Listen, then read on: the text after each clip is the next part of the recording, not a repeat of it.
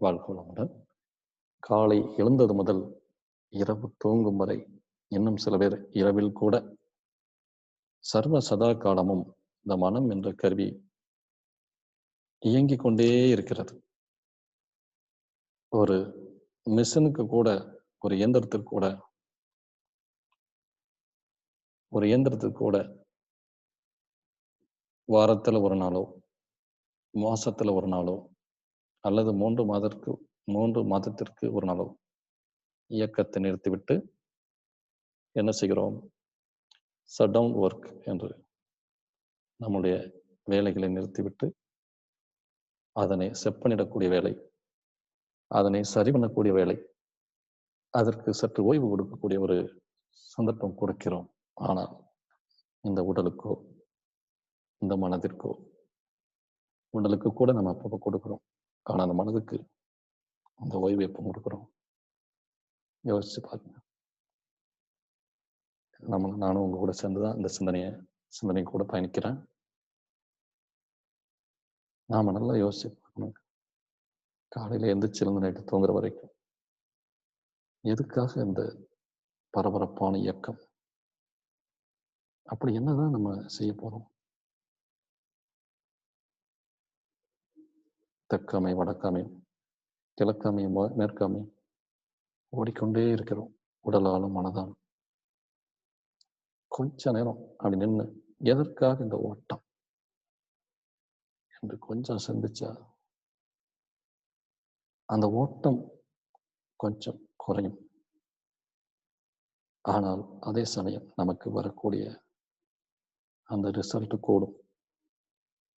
உடல் அளவிலையும், மனதளவிலையும், பொருளாதாரத்திலும், புகழ் செல்வாக்கு அனைத்தும் நாம் முயற்சி செய்து பெறுவதை விட அளவுக்கு அதிகமாக நம்மை வந்து சேரும். இது கேட்பதற்கு வித்தியாசமாக தெரியும். கேட்பதற்கு நல்லா இருக்கு, ஆனால் நடைமுறைக்கு ஒத்து வராது. காரணம், நாம் அப்படியே பழகிக் கொண்டிருக்கிறோம். அந்த பழக்கத்தின் அடிப்படையிலேயே நாம் சென்று கொண்டிருக்கிறோம். அந்த பழக்கத்திலிருந்து விளக்கத்திற்கு வருவதற்கு மனம் அவ்வளவு சாதாரணமாக நம்மை விடாது. அது அவ்வளவு மோசமான ஒரு கருவி என்று நாம் நினைத்துக் கொண்டிருக்கிறோம். ஆனால் அப்படி அல்ல. மகரிஷி போன்ற மகான்கள் என்ன சொல்கிறார்கள்? அது ஒரு மாபெரும் புதையல், தெய்வீக பெட்டகம், ஒரு பொக்கிஷம். நாம் இப்பொழுது சிந்தித்துக் கொண்டிருக்கிறோம், கேட்டுக்கொண்டிருக்கிறோம். இந்த கருவி உங்கள் முன்னால் பேசிக் கொண்டிருக்கிறது. அங்கே இருக்கக்கூடிய கருவிகள் அனைத்தும் கேட்டுக்கொண்டிருக்கிறது. இந்த கருவியின் மூலமாக அந்த கருவிக்கு இறைநிலை, குருவருள் என்ற ஒன்று, ஏதோ ஒன்று சிந்திக்க சொல்லி தூண்டிக் கொண்டிருக்கிறது இல்லையா? இந்த இயக்கம் எதன் மூலமாக நடைபெறுகிறது? மனம் என்ற ஒரு கருவியின் மூலமாகத்தானே. மனம் என்று உள்ளே ஒன்று இல்லை என்றால் நாம் எப்படி இந்த அதிகாலை வேளையில் எழுந்து உட்கார்ந்து இதை கேட்க வேண்டும், இதை சிந்திக்க வேண்டும், இதை பேச வேண்டும்? என்னுடைய கருவி, அது இங்கே இருக்கக்கூடிய கருவி, பேச வேண்டும் என்ற உணர்வும், அங்கே அமர்ந்திருக்கக்கூடிய கருவி அனைத்தும் கேட்க வேண்டும் என்ற உணர்வும், இதில் என்னதான் இருக்கிறது என்று சிந்திக்க வேண்டிய உணர்வும், இதை நடைமுறைப்படுத்த முடியுமா என்ற உணர்வும். நடைமுறைப்படுத்தினால் என்ன, படுத்திதான் பார்க்கலாமே அப்படிங்கிறது ஒரு சிலர் தோணலாம். நல்லா இருக்கு கேட்கறதுக்கு, கேட்டதோட விட்டுருவோம், நம்ம எப்பவும் போல இருப்போம் அப்படின்னு ஒரு சிலர் தோணும். எதுவுமே தவறு கிடையாது, எல்லாமே சரிதான். அவங்களுடைய அனுபவத்தை பொறுத்து ஒவ்வொரு வார்த்தையின் பொருளும் ஒவ்வொருவருக்கும் ஒவ்வொரு விதமாக தோன்றும். ஏனென்றால் அது அப்படித்தான், அது இயற்கை. 10 விதை கையில் எடுத்து வைத்திருக்கிறோம். 10 விதை கையில் எடுத்து வைத்திருக்கிறோம். அந்த விதையை விதைக்கும் போது எல்லா விதைகளும் ஒரே மாதிரி விளைவதில்லை. எல்லா விதைகளும் ஒரே சமயத்தில் விளைவதும் இல்லை. எல்லா விதைகளும் ஒரே போல மரமாக வளர்ந்து ஒரே மாதிரி கனிகளை கொடுப்பதில்லை. ஏன்? அது இயற்கை. இயற்கையில் ஒவ்வொருவருக்கும் ஒவ்வொரு தனித்தன்மையை கொடுத்திருக்கு. மிக அற்புதமான ஒரு பொக்கிஷம் இந்த உடல் என்ற கருவி. அதுல ரொம்ப ரொம்ப ஆழமான, ரொம்ப ரொம்ப அற்புதமான, மிகவும் ஒரு வித்தியாசமான ஒரு கருவிதான் நமது மனம். அந்த மனதின் தன்மையை, மனதின் துணையை கொண்டுதான் இந்த உடல் என்ற கருவியை நாம் இயக்கிக் கொண்டிருக்கிறோம். இந்த உலகத்தில் செய்யக்கூடிய அனைத்து காரியங்களையும் செய்து கொண்டிருக்கிறோம். நல்லா யோசிச்சு பாருங்க. சொல்லக்கூடியதுல உண்மை இருக்கா இல்லையா? அந்த மனத்தின் துணை கொண்டுதான் இறைநிலையை கூட உணர முடியும் இல்லையா? அப்போ எவ்வளவு அற்புதமான ஒரு தெய்வீக புதையல், ஒரு பெட்டகம். அதை நாம் பெரும்பாலும் பெரும்பாலும் நம்மில் பெரும்பாலும் எதற்காக பயன்படுத்திக் கொண்டிருக்கிறோம்? ஒரு அற்ப விஷயங்களுக்கு கவலைப்படுவது, ஒன்றுமே இல்லாத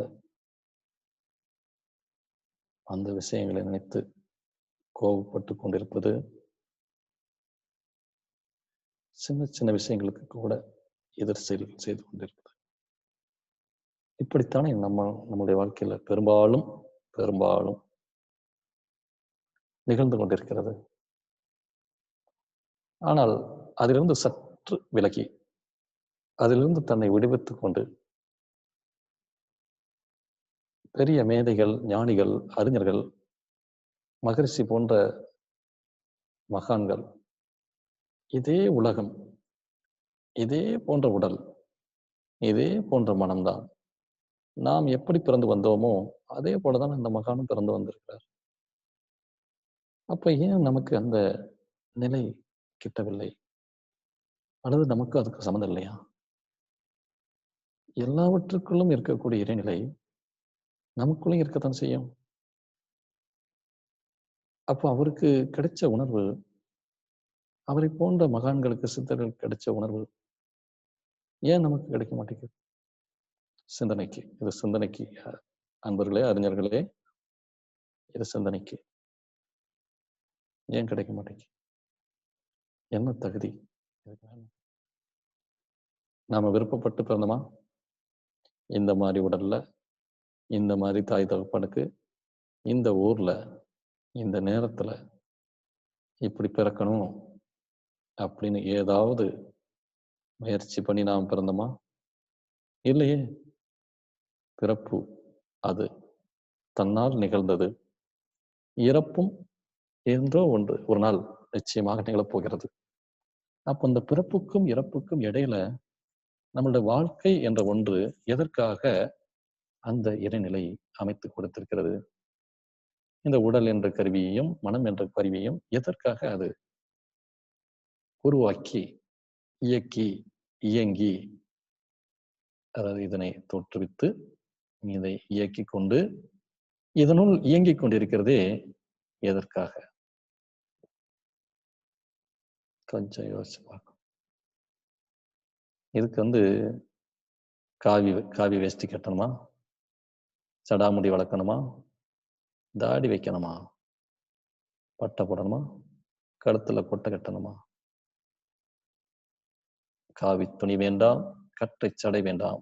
பாவித்தல் ஒன்றே போதுமடா பரமனை எய்துவதற்கு.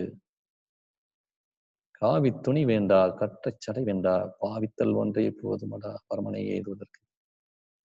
நம்ம பண்ணக்கூடிய தொழில்ல கூட இறைநிலையை காணலாம்.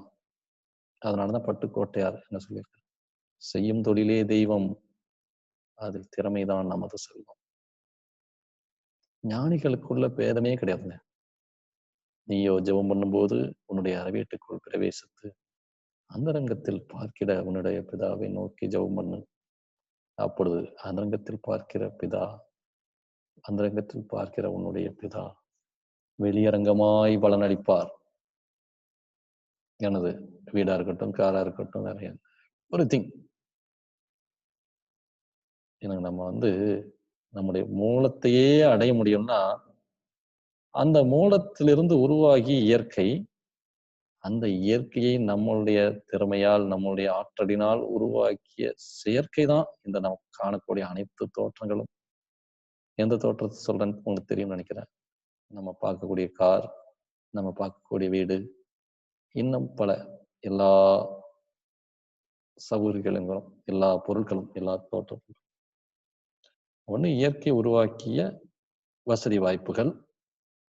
2வது நம்மளுடைய திறமையினால உருமாற்றியும், தரமாற்றியும் இந்த உலகத்தில் உருவாக்கி இருக்கக்கூடிய இன்னும் பிற வசதி வாய்ப்புகள். இது எதுக்காக உருவாக்கி இருக்கிறோம்? எதுக்காக உருவாக்கி இருக்கிறோம்? அமெரிக்காவுல ஐநா சபையில ஐயா மகரிஷி அவர்கள் பேசும்போது சொன்ன விஷயம். இப்ப அவரு சிந்தனையில கொண்டு வராரு.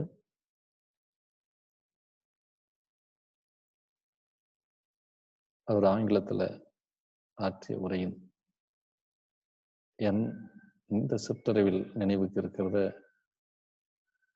வெளிப்படுத்துறேன். நீங்க எல்லாரும் ரொம்ப திறமைசாலிகள். ரொம்ப அறிவுல உயர்ந்தவங்க. உங்கள மாரி சிந்திக்கவும் முடியாது. உங்கள மாரி சம்பாதிக்கவும் முடியாது. ஆனால், இருந்தாலும் மகிழ்ச்சியாக இருக்கிறீர்களா?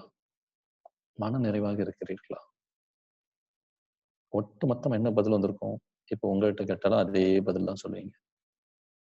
மகிழ்ச்சி, மனநிறைவுனா, ஒரு துளி அளவு கூட கவலையோ, ஒரு துளி அளவு கூட கோபமோ, மறந்து கூட வராத ஒரு செயல் இருக்குதா? ஒட்டுமொத்தமா என்ன பதில் வந்தது? நீங்க சொல்லக்கூடிய அதே பதில் தான். இல்லை. ஆனால் உங்களிடம் என்ன இல்லை? என்ன இல்லை? நல்ல உடல் இல்லையா? நல்ல வேலை இல்லையா? நல்ல வசதி இல்லையா? பொருளாதாரம் இல்லையா? ஒரு சிலருக்கு அடுத்த 5 தலைமுறைக்கு உட்கார்ந்து சாப்பிடக்கூடிய அளவுக்கு இருக்கிறதா இல்லையா? ஆனால் ஆனால் சந்தோஷம் இருக்கிறதா?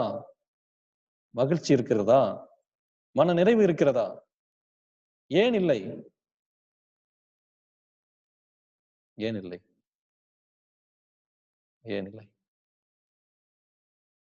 அழியக்கூடிய ஒன்று எப்படி அழிவில்லாத ஒன்றுக்கு மகிழ்ச்சியும் சந்தோஷத்தையும் கொடுக்க முடியும்? There is a limit for everything. There is an expiry date for every product in this world manufactured by human beings. மனிதர்களால் உருவாக்கப்பட்ட அனைத்து பொருட்களுக்கும் ஒரு எக்ஸ்பைரி டேட் உண்டு. ஆனால் ஆனால் எப்பொழுதும் எந்த கணமும் அழிவில்லாத ஒன்று என்று ஒன்று எனில் அது நமக்குள் இருக்கக்கூடிய ஒரு வஸ்து. எது? எது? எது?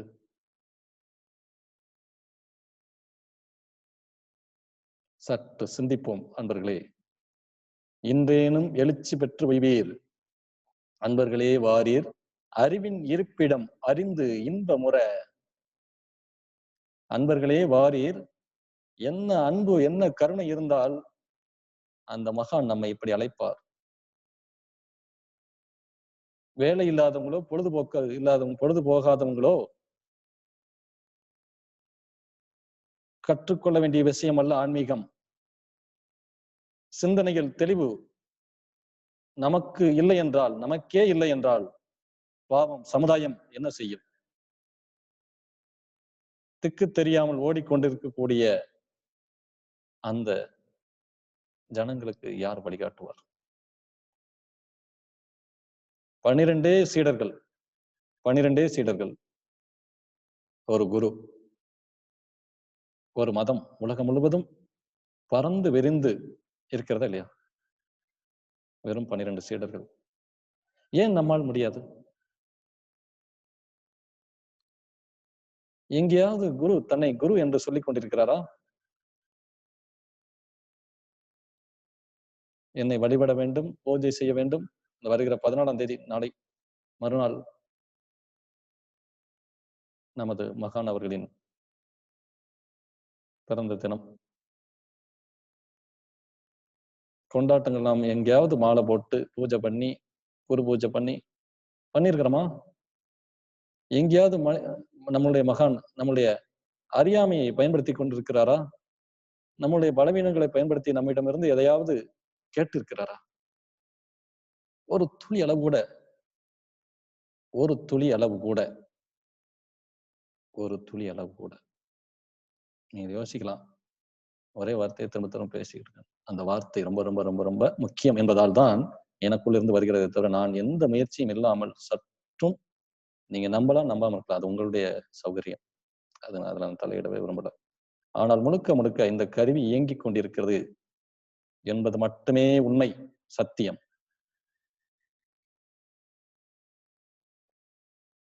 உங்கள் ஒருவருக்கும் அது சாத்தியம். நீங்கள் உங்களை குருவோடு, குருவின் திருவடியில் சமர்ப்பிக்க தயாராக இருந்தால். அப்படின்னா, இன்னும் திரும்பவும் ஒரு கிளாரிட்டிக்கு வரேன். காவி வேஷ்டி கட்டணும்னு அவசியம் இல்ல. வீட்டை விட்டுட்டு போகணும்னு அவசியம் இல்ல. தொழிலை விட்டுட்டு போகணும்னு அவசியம் இல்ல. அப்படின்னா நம்முடைய மகான் பண்ணலையே. பண்ணியிருக்காரா? 2000 பேருக்கு வேலை கொடுத்திருக்காருங்க. ஒரு சாமியார் எப்படிங்க வேலை கொடுக்க முடியும்? அவர் மிகச்சிறந்த தொழிலதிபர். ஒரு தொழில் எப்படி பண்ண வேண்டும்? அவரிடம் கற்றுக்கொள்ளலாம். ஒரு புத்தகம் எப்படி எழுத வேண்டும்? அவரிடம் கற்றுக்கொள்ளலாம். ஒரு குடும்பத்தை எப்படி நடத்த வேண்டும்? அவரிடம் கற்றுக்கொள்ளலாம்.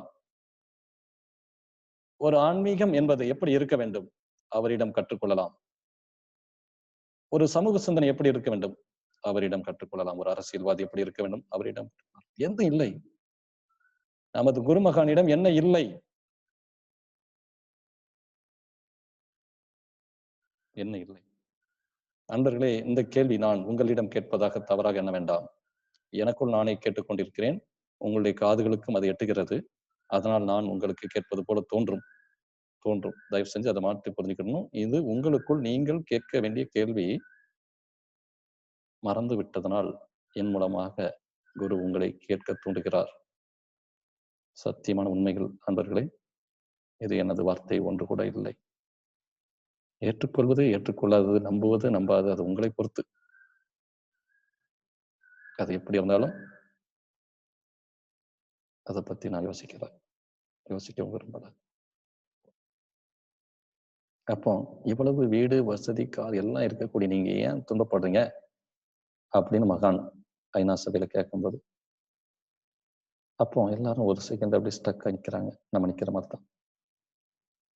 அப்போ இவ்வளவு வசதி வாய்ப்புகள் இருக்கிற நீங்க எதன் மூலமாக இந்த இதெல்லாம் அனுபவிக்க முடியும்? ஒரு கார் இருக்கு, ஒரு வீடு இருக்கு, ஒரு பங்களா எது இருந்தாலும் இந்த நாக்கு, மூக்கு, கண்ணு, காது இந்த 5 புலன்கள் மூலமா தான் அனுபவிக்க முடியும். இந்த உடலின் மூலமாகத்தான் அனுபவிக்க முடியும். இந்த உடல் மட்டும் சரியான ஆரோக்கியம் இல்லைன்னா அந்த வசதி வாய்ப்புகளை அனுபவிக்க முடியுமா? முடியாது. சரி, இந்த உடல் நல்லா இருந்தாலும் நம்ம டேபிள்ல 40 வகையான வெரைட்டி சாப்பாடு வச்சிருக்கோம். சாப்பிடும்போது நம்ம கடன்காரனையும் அல்லது நம்ம பார்க்கக்கூடிய தொழிலையும் பத்தி இன்னும் பல காரியங்கள் நினைச்சுக்கிட்டே சாப்பிட்டா அந்த சாப்பாட்டுல இருக்கக்கூடிய அந்த இன்பத்தை சாப்பிடும்போது கிடைக்கக்கூடிய அந்த மகிழ்ச்சியை முழுமையாக அனுபவிக்க முடியுமா? இல்லை. அப்ப அந்த உடலுக்கு மகிழ்ச்சியை கொடுப்பதற்கு காரணமாக இருக்கக்கூடியது இந்த மனம், இல்லையா? அப்போ இந்த உடல்ங்கிற கருவியை நாம் எந்த அளவுக்கு கவனிக்கிறோம்? ஒரு வண்டிக்கு 2 மாசத்துக்கு கூட வாட்டர் சர்வீஸ், ஆயில் சர்வீஸ், இன்னும் பல ஸ்பேர் பார்ட்ஸ் ஏதாவது மாத்தணும்னா மாத்தணும்.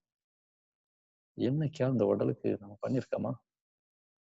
அது கை, கால் அப்படியே ஒரு மாதிரி ரொம்ப இடைஞ்சல் கொடுக்கும்போது மட்டும்தான் அதை கவனிக்கணும்.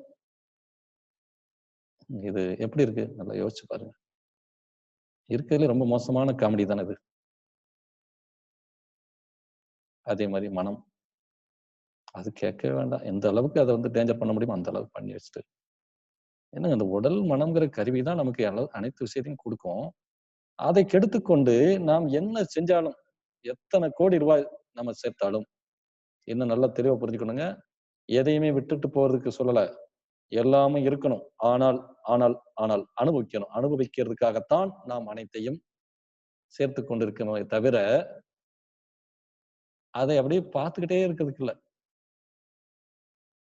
தலைமுறைக்கு கொடுத்துட்டு போறது அப்படின்னா, அப்ப அவங்க உழைக்க வேண்டாமா? நல்லா யோசிச்சு. உடல்ங்கிற கருவி உழைக்கிறதுக்கு தானேங்க. உடல், மனம் அப்படிங்கிற கருவி உழைத்து நாம் பொருள் ஈட்டி, மற்றவர்களுக்கும் முடிந்த அளவுக்கு உதவி, நாமும் சந்தோஷமாக இருந்து, பிறரையும் சந்தோஷப்படுத்தி வாழ்றதுதானே வாழ்க்கை. அப்ப நம்மளுடைய தலைமுறையை நம்ம சோம்பேறி ஆக்கணும்னு நினைக்கிறோமா? படுத்த படுக்கையில இருந்துட்டே அவங்க சாப்பிட்டுட்டு இருக்கட்டுமா? உழைப்போடு கூடிய வருமானம். அதுதான் நம்மளுடைய உடலுக்கு வியாதியை கொடுக்காமல் சந்தோஷத்தை கொடுக்கும். அல்லது சந்தோஷத்தை போல ஒரு மாயையான தோற்றத்தை கொடுக்குமே தவிர, ஒரு நிறைவான ஒரு அமைதி, நிறைவான ஒரு மகிழ்ச்சிங்கிறது நமக்கு நிச்சயமாக, நிச்சயமாக, நிச்சயமாக கிடைக்காது. சோ, எல்லா விஷயத்தையும் கற்றுக்கொண்ட நாம், நம்மை பற்றி என்ன கற்றுக்கொண்டிருக்கிறோம்?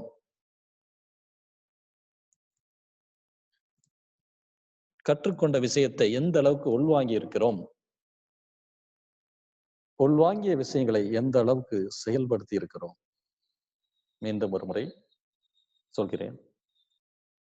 நம்மை பற்றி நாம் என்ன கற்றுக்கொண்டிருக்கிறோம்? கற்றுக்கொண்ட விஷயங்களை எந்த அளவுக்கு உள்வாங்கி இருக்கிறோம்? உள்வாங்கிய விஷயங்களை எந்த அளவுக்கு நடைமுறைப்படுத்திக் கொண்டிருக்கிறோம்? கொஞ்ச நேரமாவது தினசரி நைட்டு தூங்குறதுக்குள்ள இதுக்காக கொஞ்ச நேரம் ஒதுக்கி, இதுக்கு எந்த வேலையும் விட வேண்டியதில்ல. மீண்டும் மீண்டும் சொல்றதுக்கு காரணம், சில பேர் நினைக்கலாம், சில பேர் சொல்லக்கூட செய்யலாம். உனக்கு இதுதான்ப்பா வேலை, உனக்கு இதுதான் உங்க தொழிலு, அதனால செய்யலாம், சொல்லலாம் அப்படின்னு வரலாம். தப்பு கிடையாது, தப்பு கிடையாது. ஆனால் அதனால உங்களுக்கு பிரயோஜனம் கிடையாது. அப்படி சொல்றதுனால. அப்படி இல்ல, உங்களுக்கு அப்படி ஏற்றுக்கொள்ளலைன்னா ரொம்ப சந்தோஷம், மகிழ்ச்சி. ஏற்றுக்கொள்ளாதவர்களுக்கு மட்டும் அந்த வார்த்தை. ஏற்றுக்கொள்ளணும் அவசியம் கிடையாது, அவசியம் கிடையாது. ஏன்னா இந்த கருவி ஏதோ ஒரு காரணத்தினால என்னத்தையோ பேசிக்கிட்டு இருக்கு. ஆனால் எந்த ஒரு காரியமும் காரணமில்லாமல் உலகத்தில் நடப்பதில்லை. எந்த ஒரு காரியமும் காரணம் இல்லாமல் நடப்பதில்லை. நம்மள யாராவது ஒருத்தருக்கு கூட இந்த செய்தி ரொம்ப பயனுள்ளதா இருக்கலாம். எல்லாருக்கும் இருந்தா சந்தோஷம் தான், நல்லதுதான். நம்மள யாரோ ஒருத்தருக்கு கூட இந்த செய்தி முழுமையாக சென்று சேர்ந்து உங்களுடைய மனதில் ஒரு சிறிய மாற்றத்தை, ஒரு சிறிய தூண்டுதலை ஏற்படுத்தினால், இந்த நிகழ்ச்சியின் நோக்கம் நிறைவேறிவிட்டது. ஒரே ஒரு ஆன்மாவிற்கு கூட ஒரு தூண்டுதலை ஏற்படுத்தினால், தட்ஸ் ஓவர். அவ்வளவுதான், முடிஞ்சது. அப்போ உடல் அப்படிங்கிற கருவி, அதற்கு மூலமாக இருக்கக்கூடிய மனம் என்ற கருவி, மனதிற்கு மூலமாக இருக்கக்கூடிய உயிர், அந்த உயிரை பற்றி என்னைக்காவது நீங்க சிந்திச்சிருக்கீங்களா அப்படின்னு ஐநா சபையில மகரிஷி அவர்கள் இந்த உரையில கேட்கிறாங்க. அதை எப்படி சிந்திக்க முடியும் அப்படின்லாம் சிந்திக்கணும். அந்த உயிர் இல்லைன்னா இந்த மனம்ங்கிறது கிடையாது, அந்த உயிர் இல்லைன்னா அந்த உடல்ங்கிறது ஒன்றும் வந்திருக்காது. அப்போ அந்த உயிர்ல தான் இருந்துதான், அந்த உயிர்ல இருந்துதான் எல்லா விஷயங்களும் நடந்து கொண்டிருக்கிறது. அந்த உயிரை பத்தி என்னைக்காவது சிந்திச்சிருக்கீங்களா? அந்த உயிரை என்னைக்காவது உணர்ந்திருக்கீங்களா? அதற்கு மூலமாக இருக்கக்கூடிய இறைநிலை பத்தி என்னைக்காவது சிந்திச்சிருக்கீங்களா? அதாவது ஒரு மகிழ்ச்சி, சந்தோஷங்கிறது எங்க கிடைக்குது, எப்படி கிடைக்குதுன்னு ஆரம்பிச்சு, அந்த ஸ்பீச் முடிக்கும்போது, எல்லாருக்குள்ளயும் இருக்கக்கூடியது அந்த இறைநிலை தானே. அந்த உயிருக்கு மூலமாக இருக்கக்கூடியது இறைநிலை தானே. அதை என்னைக்காவது நம்ம உட்கார்ந்து சிந்திச்சிருக்கிறோமா? வேற எப்படிங்க நமக்கு உண்மையான நிறைவு, சந்தோஷம், மகிழ்ச்சிக்கு வரும்? இருக்கும் இடத்தை விட்டு இல்லாத இடம் தேடி எங்கெங்கோ அலைகின்றான் ஞானத்தங்கன்.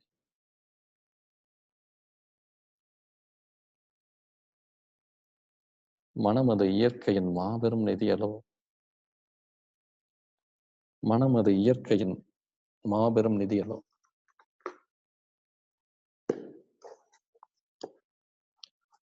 அது ஒரு தெய்வீக ஒரு புதையல், ஒரு பொக்கிஷம். எல்லையில்லாத இறைநிலையோடு நம்ம இணைக்கக்கூடிய ஒரு கருவி. அந்த இறைநிலைக்கே நம்மளை இணைக்கும்னா, நமக்கு தேவையான அழியக்கூடிய ஒரு எக்ஸ்பைரி டேட் இருக்கக்கூடிய மற்ற பொருட்களை அது கொண்டு வந்து கொடுக்குமா, கொடுக்காதா? சிந்திக்கணுங்க. இது அவ்வளவுமே நமது சிந்தனைக்குத்தான்.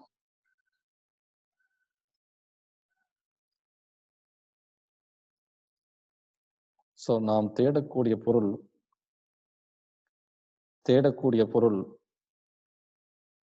நம்மிடமே இருக்கிறது. பொருள்னா, இந்த பொருளுக்கு எப்படி சொல்றது? உருவம் கிடையாது, வடிவம் கிடையாது.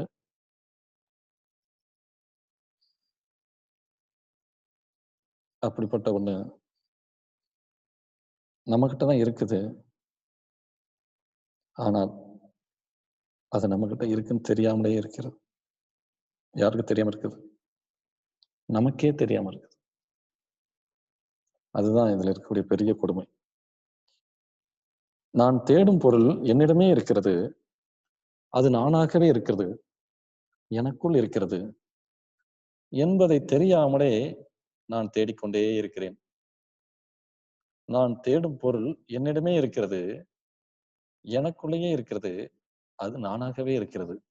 என்பதை தெரியாமலே வாழ்நாள் முழுவதும் நான் தேடிக்கொண்டே இருக்கிறேன். இருக்கின்ற ஒன்றை தேடும் பொழுது, அது எப்படி இல்லாத ஒன்றிலிருந்து கிடைக்கும்?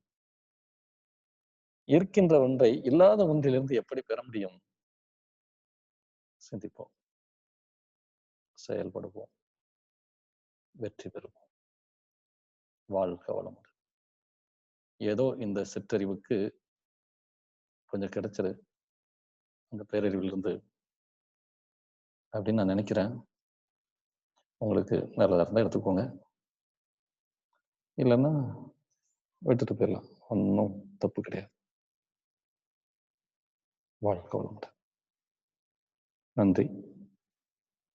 பங்கு பெற்று பயனடைந்த அனைத்து அன்பர்களுக்கும் உளமார்ந்த நன்றிகள். வாழ்க வளமுடன்.